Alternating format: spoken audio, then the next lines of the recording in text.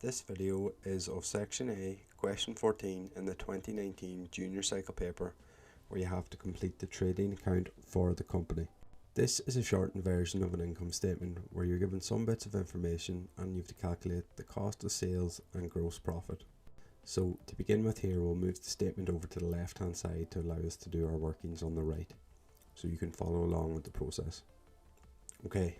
So we see this company has made sales of 850,000, which is great for any company, but we need to know how much it cost this company to make those sales.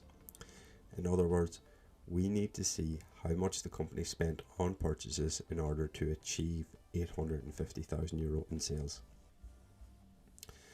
To make things a little bit clearer, we'll pretend this company sells TVs. So they've given us the figure of 850,000 in sales, so I'll write that down and leave it here for the time being. This means they've sold 850,000 worth of TVs to customers. Next, we see the title, less cost of sales. So this is what it cost them to make those sales of 850,000. So here we have opening stock of 75,000. So this company had 75,000 worth of TVs in stock at the start of the year. Next, they made purchases of 450,000. So this just means that they bought 450,000 worth of stock. So that's TVs from their supplier. What we're doing here now is adding up the opening stock. So that's what they had at the start of the year, and the purchases, what they bought throughout the year together. And this gives us a figure of 525,000 euro. Now, within the year, they would have 525,000 worth of stock. And the next heading here is less closing stock. And that value is 115,000. So that means, although the company had 525,000 worth of stock for the year, they didn't sell it all and were left with 115,000 euros worth of stock. So that means we can't really account for the stock because they didn't sell it within the calendar year. Simply, what we're doing is taking away the closing stock. So if you look at the wording here, it kind of helps you out by saying less closing stock. So you should know here that you have to subtract. So our cost of sales to this point was 525,000. And we're taking away our closing stock, which is the stock again that we didn't sell, of 115,000 euro. And that leaves us with a figure of 410,000 euro.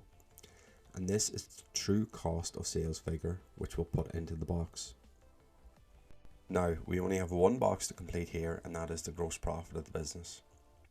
So we already know the company made sales of 850,000 euros in the year, and their cost of sales was 410,000 euro. So they spent 410,000 euro in order to generate revenue of 850,000 euro. So all we need to do here is subtract our cost of sales from our sales.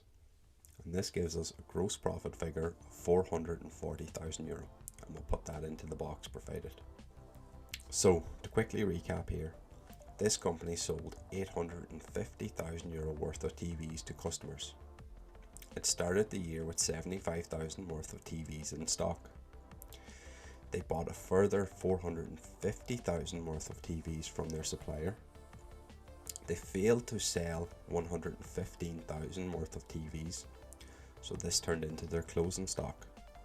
Because they didn't sell them in the year, it can't be accounted in the profits for that year, but going forward, they can use it in stock next year.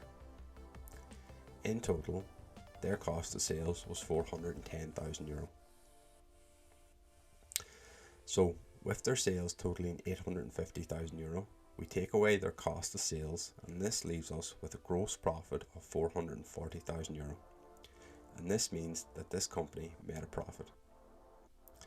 This is the process and how you complete this question. It's fairly straightforward, and once you get the logic behind the process, you'll have no problem tackling this question.